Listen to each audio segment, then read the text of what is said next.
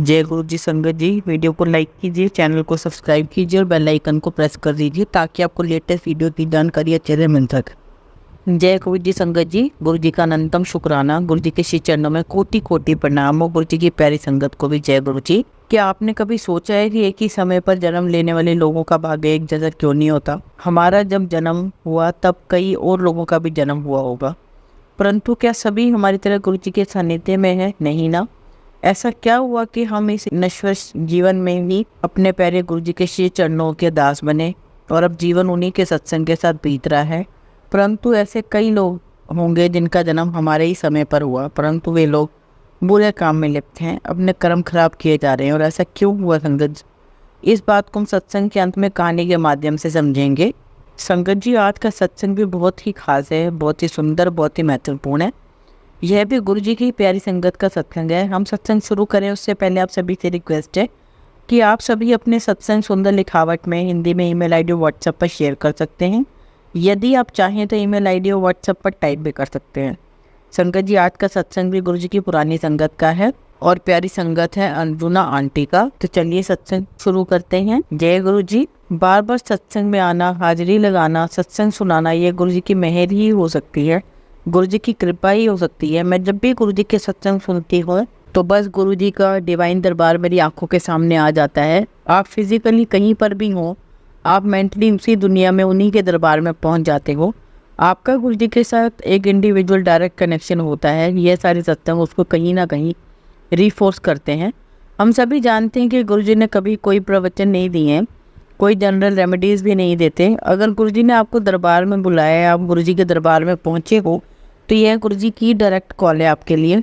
फिर आप हैं और गुरु जी हैं, इस बीच में कोई मीडिएटर काम नहीं आएगा। यह आपके सामने है और आप और उनका आपसे डायरेक्ट कनेक्शन है। इसलिए गुरु जी कभी भी जनरल रेमेडी पूरी संगत के लिए नहीं देते थे, वो इंडिविजुअल 1-to-1 टॉक करते थे। और आज तक भी गुरु जी का ऐसा ही। और कभी भी गुरु जी ने किसी भी संगत को कुछ बोला है तो वह बात उसी संगत के लिए एप्लीकेबल थी। जब मैं पहली बार गुरु जी के दरबार गई तो हमेशा की तरह मैंने, जैसे ही हम लोगों की सोच होती है कि एक प्री कंसीव नोशन होता है कि हम दरबार में जाएंगे, पीले भरवे वस्त्र में एक महात्मा बैठे होंगे, प्रवचन दे रहे होंगे, तो यह सब थॉट के साथ मैं गुरु जी के दरबार में गई। लेकिन वहाँ जाकर तो बिल्कुल ही अलग नज़ारा था। पूरी दुनिया ही अलग थी। वहाँ पर गुरु जी की एक अलग ही करिश्माई दुनिया थी जहाँ एंटर करके लगता था कि यह कहाँ आ गए हम। और जब मैं पहली बार गुरु जी के दरबार में गई, जो भी मेरी स्टीरियोटाइप सोच थी, मेरे थॉट्स थे, वो पहले ही दिन मेरी वह सोच बदल गई। ना तो गुरु जी ने भगवा वस्त्र पहने थे, ना गुरु जी प्रवचन दे रहे थे, ना तो डोनेशन को कंट्रीब्यूशन कुछ भी एक्सेप्ट नहीं करते हैं गुरु जी। तो जब मैं वहाँ गई तो मैंने भाटी आंटी से ये पूछा कि मुझे कितना डोनेट करना है। शी सेड नथिंग, कुछ भी डोनेट नहीं करना है। भाटी आंटी कहने लगी गुरु जी सिर्फ देते हैं, लेते नहीं है कुछ भी। और यही बात मेरे लिए बहुत बड़ी सरप्राइज थी कि यह कैसे गुरु जी हैं। और बस यह तो शुरुआत थी, अभी तो बहुत कुछ गुरु जी को मुझे दिखाना था। गुरु जी सब कुछ जानते थे and my search for divinity ended with गुरु जी। मेरी यात्रा, मेरी तलाश थी, वो गुरु जी पे आकर रुकती है। और जब हम दरबार में आए, जब हमने गुरु जी को ब्लेस करते हुए देखा, बिना किसी मतलब के सक्सेसफुल गुरु जी को हमने सेवा करते हुए देखा, ब्लेस करते हुए देखा, तो मुझे लगा कि यह जगह तो कोई और हो ही नहीं सकती, ऐसी जगह तो कोई दूसरी हो ही नहीं सकती। तो गुरु जी को ये जो रेमेडीज़ करते हैं, जो एस्ट्रोलॉजी वाले होते हैं, जो स्टार्स वगैरह पहनाते हैं, उसको बिल्कुल पसंद नहीं था गुरु जी को। एक बार ऐसे ही गुरु जी ने मेरे सामने एक आंटी को बोला, ऐसे इधर से उधर घूमती रहती है पंडित और जोशियों के पास। और संगत जी, मैं खुद में इंटरेस्टेड थी और मैंने रेकी का भी कोर्स किया हुआ था। और मेरी जो रेकी मास्टर थी वो खुद मुझसे पहले गुरु जी से मिली हुई थी। जब वो गुरु जी से मिली पहली बार और जैसे उन्होंने बताया कि गुरु जी मैं रेकी हीलर हूँ, तो गुरु जी कहने लगे छड़ दे सब पाखंड है। और बस उस दिन के बाद से मैंने खुद से रेकी करना छोड़ दिया। तो गुरु जी हमेशा कहते हैं कि ये सब फालतू की बातें हैं, अगर आप इसमें भरोसा हो गया तो फिर आपको डिविनिटी ज़रूरत नहीं है। इसलिए जब आप सिर्फ गुरु जी को मानोगे और सिर्फ एक एक ही गुरु की बात मानोगे तो फिर आप देखिए नज़ारे अपने जीवन के। गुरु जी ने बहुत करिश्मे किए, बहुत करिश्मे किए हैं। गुरु जी भगवान है इसलिए करिश्मा करते हैं, चमत्कार करते हैं। गुरु जी चमत्कार करते हैं इसलिए भगवान नहीं। Sangat ji, everything is possible with him but at the same time he does not want to prove anyone. Guru ji हमें दिखाने के लिए, हमें इम्प्रेस करने के लिए कुछ हवा में से प्रकट नहीं करते। वो थोड़ी ना करेंगे, वो तो ज़िंदगियाँ बदल देते हैं। वो तो मैं आपको बताऊं कि जब हम गुरुजी के पास जाया करते थे और एक ही साथ 4 लोग लंगर किया करते थे, तो किसी की भी आँख में बहुत पानी गिर रहा है, किसी को भी बहुत मिर्ची लग रही है और किसी को कुछ भी नहीं हो रहा है, बड़े आराम से लंगर छक रहे हैं। ऐसे संगत जी जैसे ज़िंदगी में बहुत खट्टे मीठे एक्सपीरियंस हैं, वैसे गुरुजी के पास भी सारे एक्सपीरियंस होंगे, खट्टे मीठे सारे प्रकार के एक्सपीरियंस गुरुजी के यहाँ होंगे। गुरुजी हमेशा कहते, अपनी लाइफ मैनू दे दो, मैं सीधा सीधा ही कहूँगा। तो बस गुरुजी को अपनी जीवन की डोर गुरुजी के हाथ में पकड़ा दीजिए और फिर पीछे पलट कर देखने आवश्यकता नहीं है आपको। तो फर्स्ट टाइम जब हम गुरुजी के यहाँ गए और यह सब एक्सपीरियंस डिविनिटी का हुआ, और जब हम बाहर निकले उस समय क्या होता था कि जब लंगर के लिए बाहर निकलते थे तो फर्स्ट फ्लोर जब लंगर ले रहा होता था तो दूसरा बैठा होता था। संगत जी जैसे ही हम लोग बाहर दरबार से बाहर निकले लंगर के लिए, भाटी आंटी को मिला करके और ये 3 लोग बैठे हुए थे और बस एक संगत की ज़रूरत थी। तो उन्होंने मुझे बोला कि आप यहाँ पर बैठ सकते हो, और मैंने उनके साथ बैठ करके लंगर किया। आई वॉज थैंकफुल टू गुरुजी कि उन्होंने मुझे इतना ब्लेस किया। और ऐसे हम सब गुरुजी के पास आने जाने लगे, और जो लंगर प्रसाद होता था उसमें इतनी डिविनिटी थी कि हमने अपनी आँखों से एक्सपीरियंस किया है कि गुरुजी ना जाने कैसे कैसे रोग गुरुजी उससे ठीक कर देते थे, और गुरुजी को पता होता था कि किसको कितनी डोज देनी है। कभी कभी तो लंगर करते वक्त 2 चपाती आ जाती, कभी लड्डू ज़्यादा आ जाते, तो कभी बर्फ़ी ज़्यादा आ जाती, लेकिन कभी ऐसा नहीं लगता कि बस बहुत हो गया अब नहीं खा सकते, बहुत खा लिया। और जितनी इंडिविजुअल को ज़रूरत होती थी 1 to 1 उतना गुरुजी उन्हें खिलाते थे। और गुरुजी को लोटा ब्लेस कराने के लिए बोला करते थे, उसके भी कुछ नियम थे। पहला तो यह कि गुरुजी हमेशा बोला करते थे, जो लोटा ब्लेस कराने आएगा, जिसको लोटा ब्लेस कराने की नीड है, वो खुद उसे अच्छे से मांझ के धोए, वो ही लेके जाएगा, और साबुन नहीं लगाना उसमें। और मैंने लोटा ब्लेस करवा रखा है, लेकिन कुछ दिनों तक तो मैंने ये नियम फॉलो करे, उसके बाद मुझसे नहीं हो पा रहा था। तो एक बार मैं गुरुजी के दरबार में गई, गुरुजी के सामने वाले लाइन में थी माथे टेकने के लिए, और एक अंकल थे जिनके हाथ में तांबे का लोटा था गुरुजी से ब्लेस करवाने के लिए। और उन अंकल को गुरुजी ने इतनी जोर से डांटा कि दफ़ा हो जाए, ऐसे काले लोटे में क्या ब्लेसिंग्स जाएगी। और वो मैसेज मेरे लिए भी था, क्योंकि मैंने नियम करना छोड़ दिया और मैंने लोटे को क्लीन करना, साफ़ करना छोड़ दिया था।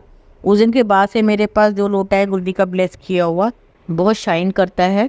मैं हर दिन उसे क्लीन करती हूँ, और अगर गुरुजी ने कभी कुछ चीज़ डांट करके बोली भी है तो बहुत सारी ब्लेसिंग्स होती हैं उसमें, बहुत ज़्यादा कल्याण छुपा होता है। अगर आप दरबार में जा रहे हैं और अगर आपकी महीनों गुरुजी से बात नहीं होती है तो कोई बात नहीं, क्योंकि आप उनकी दुनिया में, गुरुजी की दुनिया में अगर आप हैं, अगर आपकी वहाँ प्रेजेंस है, तो यही बहुत बड़ी बात है। क्योंकि गुरुजी की अपनी जो दुनिया है वो बहुत अलग दुनिया है, वहाँ हर कोई नहीं जा सकता। कितने कितने लोगों को गुरुजी ने कभी कोई एक शब्द भी नहीं बोला, लेकिन उनकी ब्लेसिंग्स में, उनके जीवन में, उनकी ब्लेसिंग्स में कभी कोई कमी नहीं आई। ऐसे गुरुजी के दरबार में सामने बैठने पीछे बैठने का भी हिसाब किताब था। जो नई संगत होती थी वह गुरुजी के सामने आगे बैठा करती थी, और जैसे जैसे पुराने होते जाते थे पीछे पीछे करते करते हम एकदम पीछे हो जाया करते थे।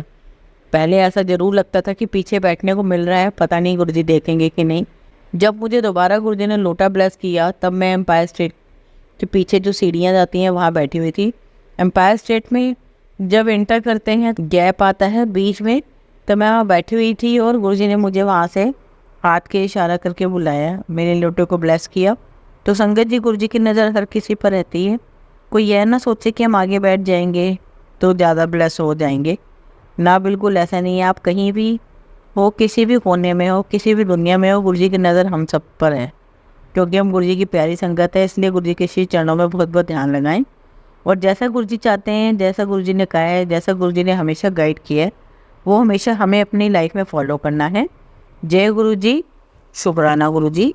संगत जी अब हम उषा आंटी का सत्संग सुनेंगे, जो गुरुजी की प्यारी संगत है और पुरानी संगत है। जय गुरुजी। संगत जी मेरे कुछ पल हैं, मेरे कुछ क्षण हैं जो मैंने गुरुजी के साथ व्यतीत किए हैं, जो मैं आपके साथ शेयर करना चाहती हूँ। संगत जी मेरे ख्याल से हमारा असली जन्म तब होता है जब हमें संपूर्ण गुरु मिलते हैं, क्योंकि तब तक हम सोए रहते हैं, हमें पता ही नहीं होता। कि मुझे ऐसा लगता है कि मेरा असली जन्म तभी हुआ जब गुरुजी ने मुझे बचाया था 20 दिसंबर 1998 को।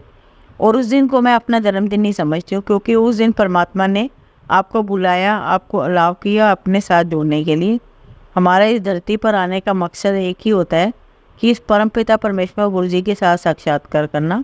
संगत जी मैंने गुरबाणी शब्द कभी नहीं सुनी थी, क्योंकि हम हम लोग यूपी से हैं, मुझे पंजाबी बिल्कुल भी नहीं आती है और मैं गुरुजी को बहुत बहुत थैंक्स करती हूँ। गुरुजी ने मुझे जोड़ा, मुझे समझाया जो मेरे बस में नहीं था, क्योंकि मुझे बिल्कुल पंजाबी नहीं आती और गुरुजी बस बोला करते थे कि तू शब्द सुना कर। तो गुरुजी ने कहा कि तू पंजाबी सीख, और गुरुजी ने कहा तो वो सब कुछ अपने आप ही हो गया। ये मेरा खुद का अपना एक्सपीरियंस है।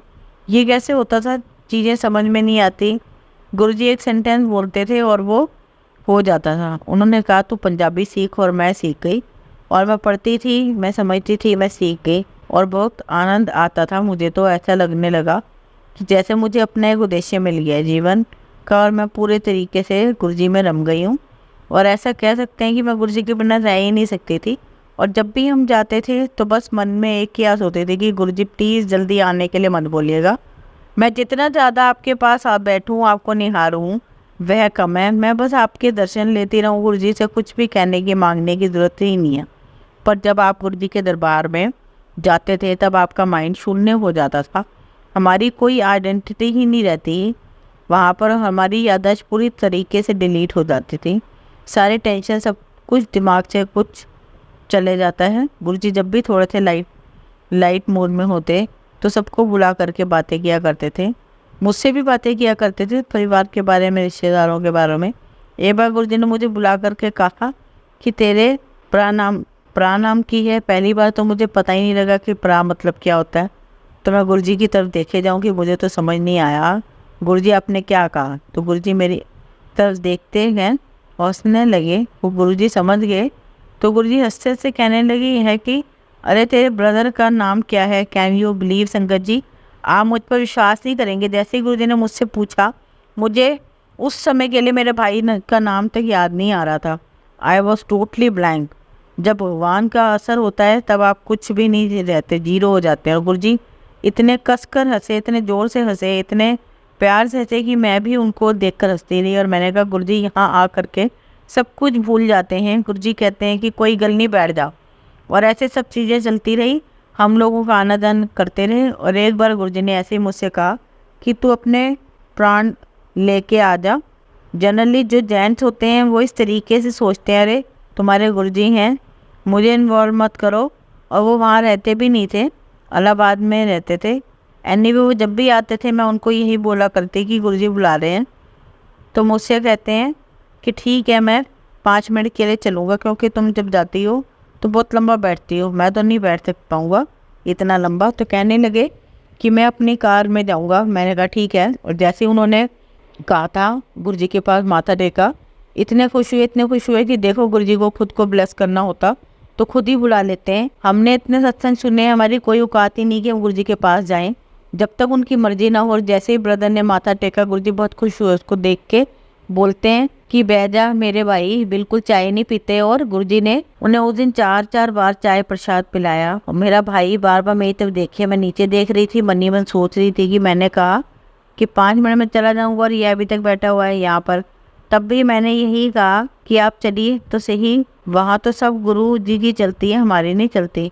संगत जी उस दिन मेरी भाभी भी थी। एंड कैन यू बिलीव संगत जी, गुरुजी ने मुझे एंड तक रोक के रखा और कहा वो 5 मिनट के लिए आए थे। गुरुजी ने उन्हें रात के 2 बजे तक वहीं रखा। गुरुजी ने उन्हें उस दिन बहुत सारी ब्लेसिंग्स दी जो हमें बाद में समझ में आया। हाँ, यह हमें मालूम था कि गुरुजी हमें ब्लेस कर रहे हैं, लेकिन क्या ब्लेस कर रहे हैं यह नहीं मालूम था। तो मैं उसका बस एक सत्संग शेयर करना चाहती हूँ। एक बार याद है कि गुरुजी ने अपने बहुत बड़ा सत्संग रखा था सबको ब्लेस करने के लिए। दिसंबर की बात है, हम सबका प्लान था कि हम लोग 1 हफ्ते के लिए श्रीलंका जाएंगे वेकेशन पे, उसके बाद हम गुरुजी के दरबार में जाएंगे। हमने सोच लिया था कि नया साल वहीं पर गुरुजी के साथ मनाएंगे। और यहाँ सिंगापुर से हम सब लोगों को सारे टिकट वगैरह सब कंफर्म थे। और गुरुजी के 4 बार मैसेज आए कि तुम सब परिवार वालों को ब्लेसिंग के लिए यहाँ मेरे पास आना है। इतने गुरुजी के मैसेज थे। और नेचुरली गुरुजी के मैसेज सर आँखों पर, उनका देश था ये। और गुरुजी की बड़ी ब्लेसिंग्स हैं हम सब पर, मेरे हस्बैंड पर, मेरी पूरी फैमिली पर, हम सब पर बहुत गुरुजी ने ब्लेसिंग्स दी हैं। और मेरे हस्बैंड ने सारे टिकट फिर से चेंज करा दिए और हम सीधे गुरुजी के दरबार में पहुँचे। और 2 दिन पहले ही हम लोग वहाँ पर पहुँचे। और जैसे हम एयरपोर्ट से गुरुजी के पास पहुँचे, माथा टेका, गुरुजी मेरी तरफ देखकर ऐसे खुश हुए जैसे एक पिता अपनी बेटी को घर बुला के खुश होता है। तो जैसे आपके ओबीडिएंट बच्चे होते हैं कि जैसे माता पिता बोले बच्चे कहना मान लेते हैं। तो माता पिता कितना खुश होते हैं, ठीक गुरुजी वैसे ही खुश हो रहे थे। देखो मैंने कहा और ये लोग सीधे यहाँ पर आ गए। तो संगत जी गुरुजी को इतनी खुशी होती थी जब कोई संगत गुरुजी की बात मानती। हम वही देख करके बहुत खुश हुए, बोले अच्छा आ गए बच्चे वगैरह सब आ गए, बहुत खुश हो रहे थे। 2-3 बार लंगर खिलाया और जब जाने का टाइम आया तो मुझसे कहते हैं गुरुजी कि तेरे ब्रदर कितने हैं। तो मैंने कहा गुरुजी वो भी यहाँ आए हुए हैं और नेक्स्ट डे वो अंडमान आइसलैंड जा रहे हैं अपने वेकेशन के लिए। और अंडमान आइसलैंड का नाम सुनकर एकदम से गुरुजी फ्रीज कर गए और मेरी तरफ देखकर बोलते हैं, मुझसे कहते हैं कि नहीं उसे बोल कि यहाँ स्पेशल ब्लेसिंग्स है गुरुजी दे रहे हैं, वो पहले लेनी है। तो भी आई है ना, अपना सारा काम छोड़ के अपनी सारी टिकट बदला के ऐसे उसको बोल कि पहले ब्लेसिंग्स लेने आए और फिर वो अगले दिन अपनी वेकेशन पर चला जाए। मैंने कहा गुरुजी, और मैं वापस गई अपने ब्रदर को ये मैसेज दिया गुरुजी का कि गुरुजी ने स्पेशल अपना नाम लेकर बोला है और आपको स्पेशल बुलाया है। और मैंने कहा बहुत बड़ी रीज़न है, गुरुजी कभी भी कुछ भी यूँ ही नहीं कहते। और मैंने कहा कि गुरुजी भगवान है और उनकी बात को टालना नहीं चाहिए। तो मेरे ब्रदर कहने लगे अरे भाई तुम तो हर बात में गुरुजी को ले आती हो, मेरे सारे फ्रेंड्स वहाँ पर ऑलरेडी मौजूद है, मेरे वेकेशन का टाइम है। तो मैंने कहा अपने ब्रदर को ही नहीं, इस बार तो मैं आपको नहीं जाने दूँगी, क्योंकि अगर गुरुजी ने बुलाया तो ज़रूर कुछ बात होगी, तभी तो हमें इतनी दूर से सबसे पहले यही बुलाया गुरुजी ने। तो मैंने कहा कि आप प्लीज़ उस बार मेरी बात मान लीजिए, आप शाम को चले जाना या फिर नेक्स्ट डे चले जाना। तो मेरे ब्रदर ने बात मान ली, बोले चलो ठीक है, और अपना टिकट चेंज कर लिया। तो उस दिन हम लोग सारा परिवार, मेरे ब्रदर मेरी सिस्टर, हम लोग सब पूरे लोग, हम परिवार वाले करीब 40-45 लोग थे हम लोग, और पूरे ओपन एयर में जब गुरुजी के दरबार में बैठे हुए थे ऐसे लग रहा था जैसे गुरुजी पूरे यूनिवर्स को ब्लेस कर रहे हैं। और ऐसा लग रहा था जैसे गुरुजी ने सब पर कंट्रोल किया हो, ना ठंड ना गर्मी, सब कुछ ओपन एयर में था। और हमने सब कुछ एंजॉय किया वहाँ पे कि गुरुजी आ रहे हैं, उनका कैसे वेलकम किया गया, उनके ऊपर ब्यूटीफुली कितने सारे फूल बिखेरे गए उनके रास्ते में। और ये सब देखने में मुझे इतना सुंदर लग रहा था। आई एम सो हैप्पी कि इतना सुंदर, कितने प्यारे दर्शन हुए गुरुजी के। बस धीरे धीरे सबसे बातें करते रहे गुरुजी। फिर लंगर का टाइम हुआ, सबको लंगर करने के लिए गुरुजी ने आदेश दिया। एंड मैं जब सबका जाने का समय हुआ, हमने गुरुजी के पास जाके माथा टेका। तो जब मैं गुरुजी के पास माथा टेकने गई, जैसे उठी तो गुरुजी ने मेरे कानों में कुछ कहा मेरे लिए, और एक कई सारी बातें कही जो सिर्फ मेरे लिए हैं, जो मैं आपके साथ अभी यहाँ शेयर नहीं कर सकती। और मुझे बहुत अच्छा लगा। फिर हम सब घर वापस आ गए और बस मेरे ब्रदर आए और कमरे में जा कर के उसने टीवी ऑन किया। वो कस के चिल्लाया कि उषा जल्दी जाओ जल्दी आओ। मैं जैसे ही रूम में गई, उसने देखा कि देखो क्या हो गया, अंडमान आइसलैंड में इतना बड़ा सुनामी आया है। मेरे फ्रेंड सबको मैं कॉल कर रहा हूँ, कोई रीचेबल नहीं है। तो बोलते हैं मान गए तुम्हारे गुरुजी को, और अगर मैं वहाँ होता तो क्या होती मेरी हालत। And he was really very grateful to Guruji. और ऐसा कौन कर सकता है कभी कभी संगत जी, ऐसा हो कि आप खुद गुरुजी के बारे में जब अपने परिवार वालों को बताते हैं, समझाते हैं, एक्सपीरियंस करवाने की कोशिश करते हैं, बताने की कोशिश करते हैं, वो उतना पावरफुल नहीं होता जब तक कि वो लोग खुद उसका एक्सपीरियंस ना कर लें। और मैं उस दिन बहुत खुश भी हुई और मैं तुरंत गुरुजी के स्वरूप के सामने गई, वहाँ बैठी, मैंने गुरुजी से अरदास की, मैंने प्रार्थना की, शुक्राना किया कि गुरुजी, और मैं रोने भी लगी कि गुरुजी थैंक यू सो मच, आपने मेरे ब्रदर को बचा लिया। और संगत जी किसी को क्या पड़ी है कि कोई आए ना आए, ऐसे गुरु कहाँ मिलेंगे, बुला बुला के ब्लेस कर रहे हैं Guruji. And Sangat ji it's such a divine experience. और बस मुझे ऐसे ही लगा कि बस गुरुजी ऐसे ही रहें और हम ऐसे ही आते रहें गुरुजी के पास, और बस गुरुजी के साथ ऐसे ही दर्शन करते रहें, एक्सपीरियंस करते रहें। संगत जी मेरा तो जीवन सफल हो गया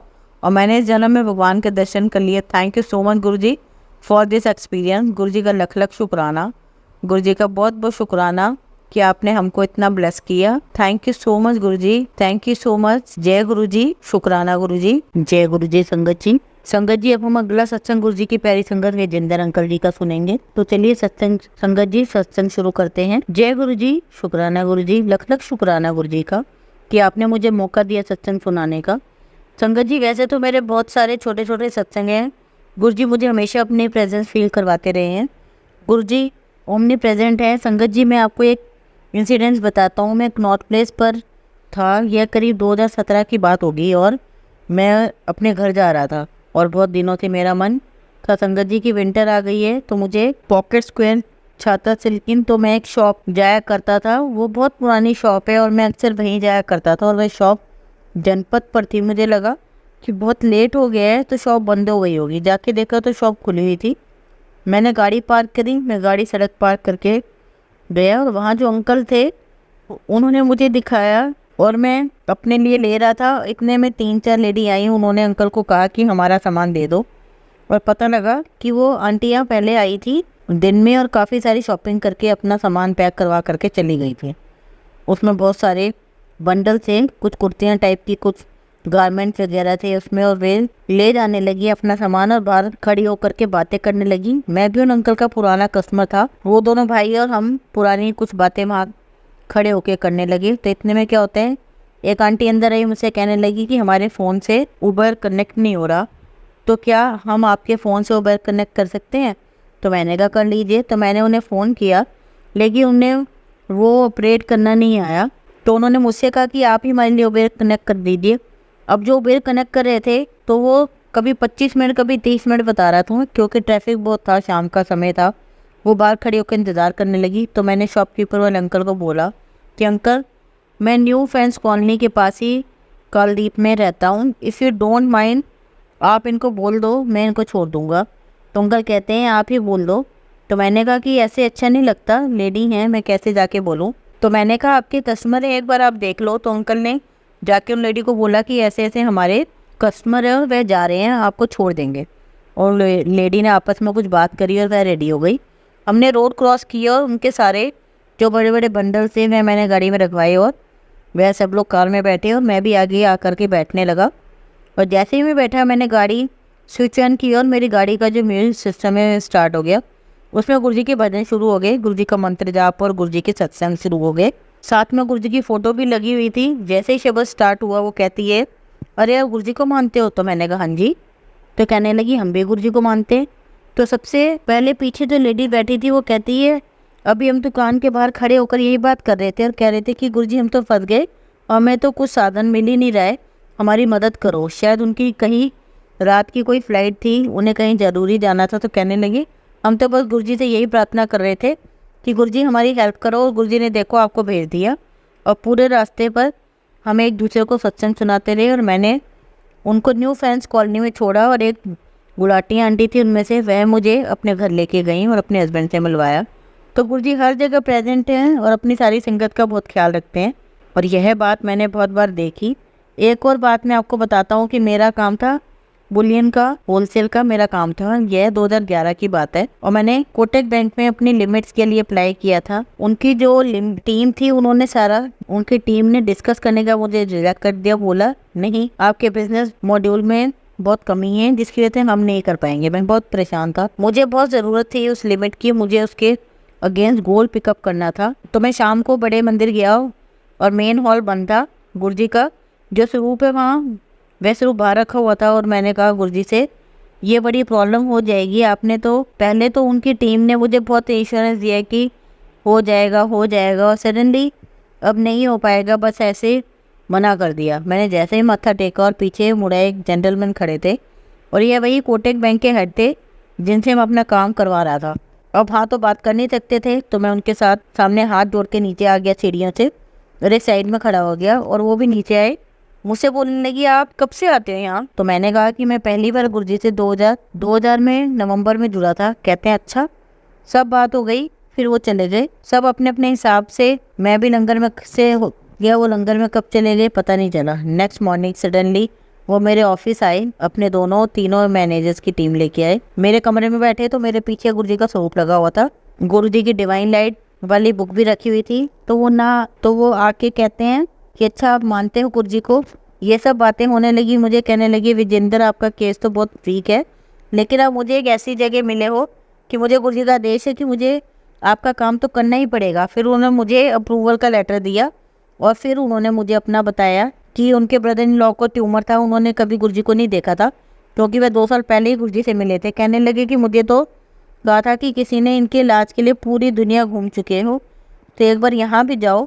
तो हम लोग यहाँ आकर गए, हमने लोटा ब्लेस करवाया, फिर घर आ गए तो हमने जल प्रसाद लेना शुरू कर दिया। लोटा ब्लेस करने के बाद जो जल प्रसाद है वो देना शुरू किया, तो डॉक्टर का कहना था यह हुआ जब उनकी रिपोर्ट आई तो डॉक्टर कहने लगे यह तो पहले वाली रिपोर्ट गलत थी या यह रिपोर्ट गलत है, क्योंकि मेरे ब्रदर इन लॉ का पूरे तरीके से ट्यूमर ठीक हो चुका था। तो उन्होंने बताया कि वह इस प्रकार से गुरुजी से मिले तो उन्होंने मेरा केस पास किया और मेरी लिमिट सैंक्शन हुई। गुरुजी ने मेरा बहुत मान रखा, क्योंकि मैंने कुछ कमिटमेंट्स मार्केट में कर रखी थी। गुरुजी ने वहाँ भी मेरी बड़ी इज्जत रखी। एक मैं आपको एक बहुत ही इंटरेस्टिंग सत्संग सुनाता हूँ। ये जनवरी 2018 की बात है। मैं, मेरी वाइफ, मेरा बेटा और मेरे बेटे का एक फ्रेंड, हम लोग हांगकांग में थे। तो वहाँ पर स्टार जैसे एक टर्मिनल है, शाम का समय था, बहुत ठंड थी। तो बच्चों ने कहा हमें तो आइसक्रीम खानी है, और हम कह रहे थे कि इतनी ठंड में आइसक्रीम क्यों खानी है, पर बच्चे मान ही नहीं रहे थे। जहाँ हम आइसक्रीम खा रहे थे उसके सामने ही अरमानी का एक स्टोर था, और वाइफ जब स्टोर में गई तो स्टोर वालों ने कहा कि हम बंद करने वाले हैं, आप प्लीज़ 10 मिनट में अपना जो भी है वह फाइनल कर लीजिए। तो उसके बाद उनके पीछे पीछे मैं भी गया, और एकदम से मुझे याद आया, मैंने कहा कि गुरुजी अरमानी के कपड़े पहनते थे। मैं वहाँ खड़े खड़े याद कर रहा था, और उस स्टोर में बैकग्राउंड में म्यूज़िक बज रहा था, कभी इंग्लिश म्यूज़िक कभी चाइनीज़ म्यूज़िक चल रहा था। और सडन एक गाना शुरू होता है, बाजरे दा सिट्टा। तो गुरुजी को जो बहुत पसंद था, तो बस मैं एकदम शॉक्ड हो गया, और मैं अपनी वाइफ के पास गया। मैंने बोला did you here this song. मेरी वाइफ कहने लगी अरे जस्ट मैं भी अभी गुरुजी को ही याद करी थी, अरमानी के कपड़े पसंद थे गुरुजी को।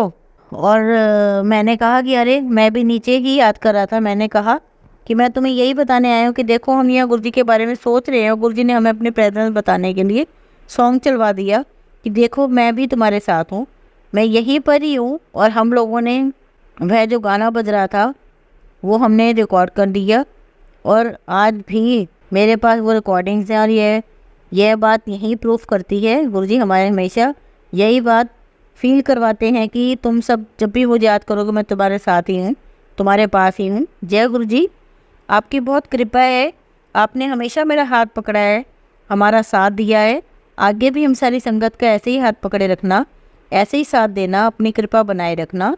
जय गुरुजी, शुक्राना गुरुजी, अनंतम शुक्राना मेरे मालिक का। संगत जी, हमेशा की तरह इस बार भी हम अपने सत्संग का अंत एक बहुत ही सुंदर कहानी से करेंगे। एक बार एक राजा ने विद्वान ज्योतिषी और ज्योतिषी प्रेमियों की सभा बुलाकर प्रश्न किया कि मेरी जन्म पत्रिका के अनुसार मेरा राजा बनने का योग था। मैं राजा बना, किंतु उसी घड़ी उसी मुहूर्त में अनेक जातकों ने जन्म लिया होगा जो राजा नहीं बन सके। क्यों, इसका क्या कारण है? राजा के प्रश्न से सब निरुत्तर हो गए। क्या जवाब दें कि एक ही घड़ी मुहूर्त में जन्म लेने पर भी सबके भाग्य अलग अलग होते क्यों हैं?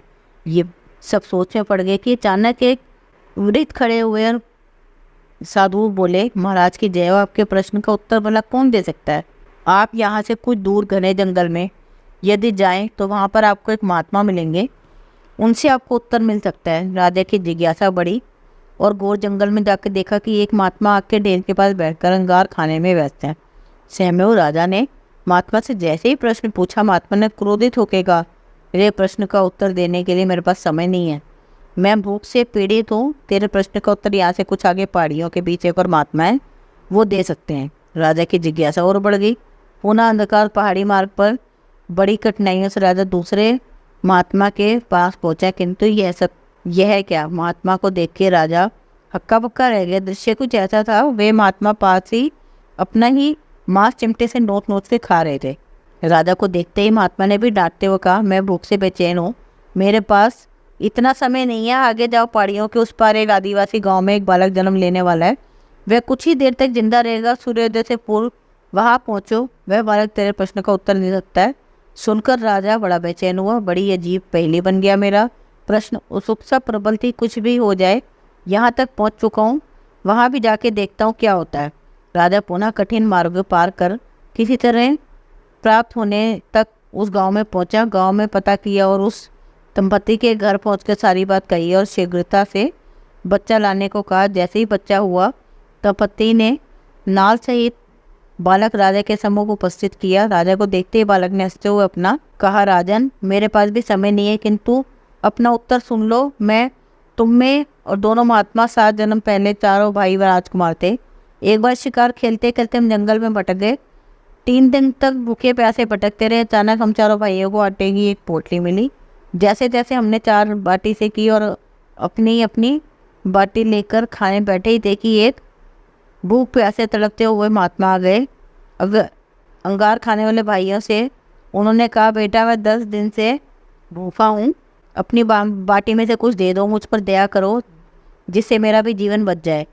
इस घोर जंगल से पार निकलने की मुझ में भी कुछ सामर्थ्य आ जाएगी। इतना सुनते भैया गुस्से से भड़क उठे और बोले, तुम्हें दे दूंगा तो क्या मैं अंगार खाऊंगा, चल भाग जा यहाँ से। वे महात्मा जी मांस खाने वाले भाई के निकट गए, उनसे भी अपनी बात कही, किंतु उस भैया ने भी महात्मा के गुस्से में आकर कहा कि बड़ी मुश्किल से प्राप्त हुई है ये बाटी, तुम्हें दे दूंगा तो मैं क्या मांस नोच नोच के खाऊंगा। भूख से लाचार महात्मा मेरे पास भी आए, मुझसे भी बाटी मांगी तथा दया करने को कहा, किंतु मैंने भी भूख में धैर्य होकर कह दिया कि चलो आगे चलो, मैं क्या खाऊं, भूख से मरूं। बालक बोला, अंतिम आशा ली वे महात्मा हे राजन आपके पास आए, आपसे भी दया की याचना की। सुनते ही आपने उनकी दशा पर दया करते हो खुशी से अपनी बाटी में से आधी बाटी आधा से तो उस महात्मा को दे दी। बाटी पाकर महात्मा बड़े खुश हुए, जाते हुए बोले, तुम्हारा भविष्य तुम्हारे कर्म व्यवहार से फलेगा। इसके आधार पर हम अपना भोग रहे हैं। धरती पर एक समय में अनेकों फूल खिलते हैं, किंतु सबके फल रूप गुण आकार सब कुछ भिन्न होते हैं। कुछ फल भगवान के श्री चरणों में चढ़ जाते हैं और कुछ फल ऐसे ही हाथों से मसल दिए जाते हैं। तो एक ही समय पर जन्म लेने वाले लोग अलग अलग इसलिए होते हैं क्योंकि हम सब ने अपने उस जन्म में अलग अलग प्रकार का कर्म किया और उसी के हिसाब से हमें इस जन्म में प्रारंभ के रूप में हमें फल प्राप्त हो रहा है। तो आप समझ गए होंगे कि निश्चित ही हमने अपने किसी जन्म में बहुत अच्छे कर्म किया, प्रारंभ के रूप में हमें गुरु जी के श्री चरणों का सानिध्य प्राप्त हुआ है। तो क्यों ना हम इस जीवन को सफलता बनाएं, गुरु जी की ही कही हुई एक बात पर चलकर। जय गुरु जी, शुक्राना गुरु जी। संगत जी, अगर आपको आज का सत्संग अच्छा लगा हो तो आप इस सत्संग को और संगत के साथ जरूर साझा करें, जिससे वो भी महाराज का दिव्य आशीर्वाद प्राप्त कर सकें। जय गुरु जी, शुक्राना गुरु जी।